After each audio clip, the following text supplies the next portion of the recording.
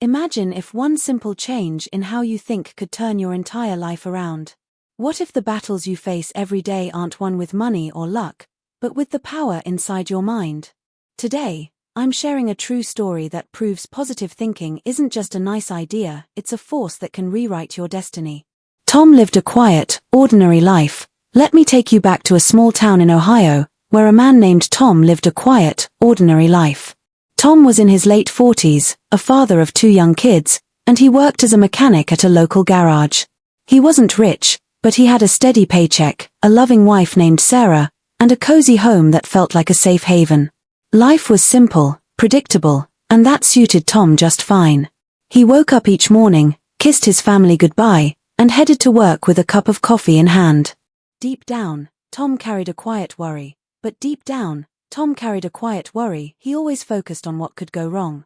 What if the garage closes? He'd think. What if I get sick and can't provide? Those negative thoughts were like shadows, always lurking in the back of his mind. Job loss and despair period. Then, one rainy Tuesday in 2015, everything changed. Tom showed up at work like always, but his boss called him into the office. The garage was shutting down due to the economy tanking. "I'm sorry, Tom," the boss said, handing him a pink slip. "We just can't keep going." Tom felt like the ground had opened up beneath him. He drove home in a daze, his hands shaking on the wheel. How would he tell Sarah? How would they pay the bills? That night, as he sat at the kitchen table, staring at his uneaten dinner, the fear hit hard. "We're going to lose everything," he whispered to himself. Sarah tried to comfort him, but Tom couldn't shake the dread. He started applying for jobs, but rejection after rejection came pouring in. "You're overqualified," some said. "We need younger blood," others implied. Weeks turned into months, and the savings dwindled. Discovers the book. The struggle really began to eat away at Tom. He stopped sleeping well, tossing and turning with worries racing through his head. "Why me?" he'd ask the ceiling in the dark. "What did I do to deserve this?" His mood soured, he snapped at the kids over small things, like spilled milk or forgotten homework. Sarah noticed the change first. "Tom, you're not yourself," she'd say gently.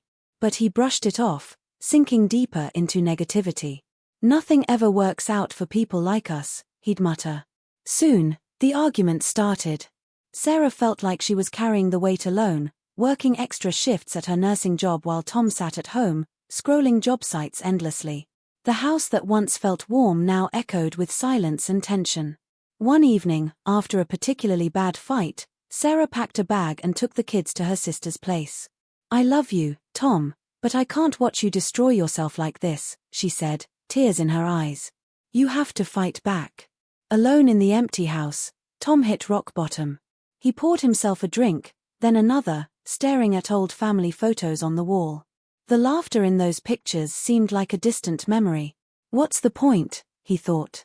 "I've failed everyone." In that dark moment, Tom considered giving up entirely. Thoughts of ending it all crept in, whispering that it would be easier. He reached for the phone to call a hotline, but instead, his hand landed on a dusty book on the shelf. It was The Power of Positive Thinking by Norman Vincent Peale, a gift from his late father years ago, one he'd never opened.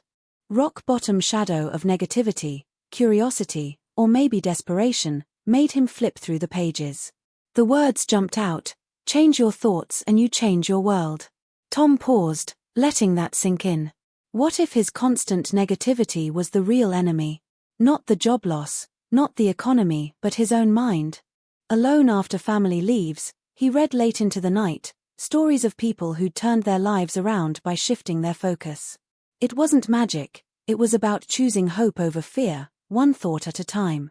First spark of hope reading the book. The next morning, instead of waking up with dread, Tom tried something new. He looked in the mirror and said out loud, "Today, I choose to believe things will get better." It felt silly at first, awkward even. But he kept going. That small act sparked the turning point. Tom started a routine. Every day, he'd write down 3 things he was grateful for, like his health, his kids' smiles, or the roof over his head. He replaced "I can't" with "I will." When negative thoughts crept in, he'd challenge them. "Is this true, or am I just scared?" he'd ask himself. He began taking walks outside, breathing in the fresh air, visualizing a better future. Job interviews. He went in with confidence, smiling, telling himself, I've got skills they've never seen. Rejections still came, but they didn't crush him anymore. Next one will be better, he'd say. Gets the job. Final triumph. The climax came about 6 months later. Tom landed an interview at a bigger auto shop in the city. Nervous? Absolutely. But as he sat in the waiting room, he closed his eyes and repeated, I am capable. I am worthy. During the talk, instead of dwelling on his layoff, he shared how it taught him resilience. The manager was impressed not just by his experience, but by his attitude. We need more people like you, the man said, offering him the job on the spot. It paid better than before, with benefits for the family. Tom drove home that day with tears streaming down his face, not from pain, but from pure joy. He called Sarah right away. I did it, he said, his voice breaking. But more than that, I changed me. Sarah came back with the kids, and slowly, they rebuilt. Tom shared what he'd learned, and it transformed their home. Dinners became times of gratitude, not complaints. The kids noticed too, Dad was happier, more present. Tom even started a small blog about his journey, inspiring others in his town who'd faced similar setbacks. One reader wrote, Your story saved me from my own dark thoughts.